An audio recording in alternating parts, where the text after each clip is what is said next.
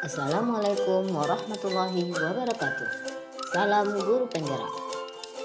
Saya Asmaul Husna, guru SMK Negeri Enam Padang, calon guru penggerak Angkatan 9 dari Sumatera Barat, akan memaparkan kesimpulan dan refleksi pemikiran Ki Hajar Dewantara sebagai tugas koneksi antar materi modul 1.1. Saya akan merefleksikan diri saya melalui 3 pertanyaan berikut. 1.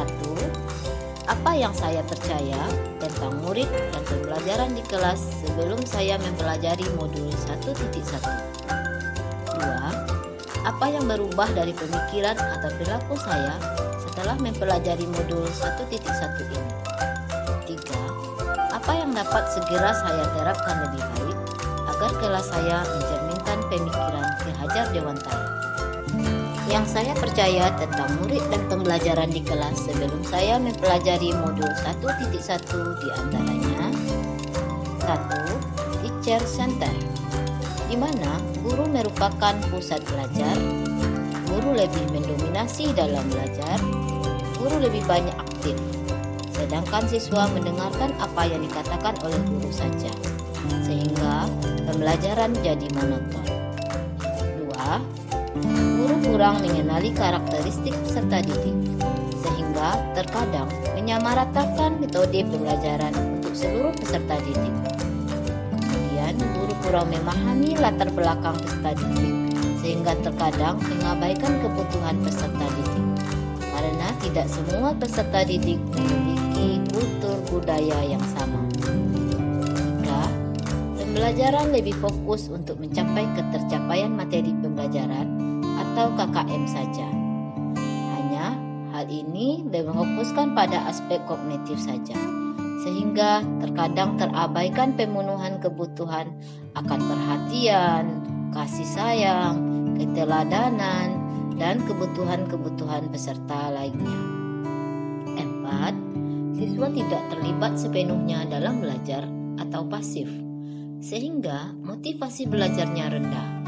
Hal ini menimbulkan kebosanan dalam belajar, sehingga siswa melakukan kegiatan-kegiatan lain dalam belajar, seperti main HP, bermain game, atau melakukan tugas-tugas yang lainnya. Yang berubah dari pemikiran atau perilaku saya setelah mempelajari modul 1.1 ini, yaitu yang pertama, pembelajaran berpusat pada siswa atau student center. Siswa terlibat aktif secara penuh dalam proses belajar, sehingga mereka aktif dan memiliki motivasi yang tinggi dalam belajar. 2. Mengutamakan kebutuhan siswa. Artinya, guru memperhatikan kebutuhan siswa. Dalam membuat program, maka guru melakukan need assessment. 3. Mengenali setiap karakteristik siswa yang dapat dilakukan dengan asesmen kognitif dan non-kognitif. 4.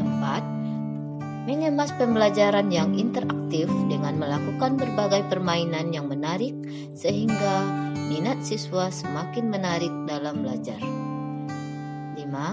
Menuntun siswa sesuai dengan kodratnya, yaitu kodrat alam dan kodrat zaman. 6. Mengembangkan potensi siswa sesuai dengan bakat dan minatnya. 7. Menerapkan merdeka mengajar dan merdeka belajar. Yang dapat segera saya terapkan lebih baik agar kelas saya mencerminkan pemikiran Ki Hajar Dewantara. 1. Menyusun program bimbingan dan konseling sesuai dengan kebutuhan peserta didik dengan cara melakukan berbagai asesmen kebutuhan peserta didik. 2. Merancang pembelajaran yang interaktif dengan melibatkan peserta didik atau student center, di mana peserta didik menjadi pusat pembelajaran. 3. Menerapkan pembelajaran yang berbasis kearifan lokal dan budaya setempat. 4. Menerapkan konsep merdeka belajar dan mengintegrasikan penguatan profil pelajar Pancasila. 5. Pembelajaran yang mengutamakan aspek budi pekerti. 6. Menjadi contoh atau teladan dengan mendidik dengan menuntun, bukan dengan menuntut. 7. Menghargai harkat dan martabat peserta didik. 8. mendidik dengan memperhatikan kodrat alam dan kodrat zaman. Karena anak-anak sekarang itu berbeda zamannya dengan zaman kita dahulu. Artinya, didiklah anakmu sesuai dengan zamannya. Memberikan berbagai macam permainan, siswa tersebut semakin aktif belajar.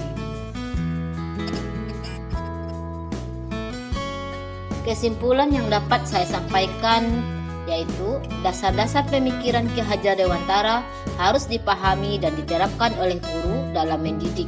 Di antaranya, pendidikan adalah menuntun anak sesuai dengan bakat dan minatnya. Ki Hajar Dewantara menjelaskan bahwa tujuan pendidikan yaitu menuntun segala kodrat yang ada pada anak-anak agar mereka dapat mencapai keselamatan dan kebahagiaan yang setinggi-tingginya baik sebagai manusia maupun sebagai anggota masyarakat. Pendidikan sejatinya berhamba pada anak. Artinya, pendidikan memperhatikan seluruh kebutuhan peserta didik. Budi pekerti melatih anak untuk memiliki kesadaran diri yang utuh untuk menjadi dirinya atau kemerdekaan dirinya dan kemerdekaan orang lain. Demikianlah video saya kali ini tentang kesimpulan dan refleksi pemikiran Ki Hajar Dewantara. Mohon maaf jika ada yang salah. Salam bahagia. Terima kasih telah menonton. Sampai jumpa.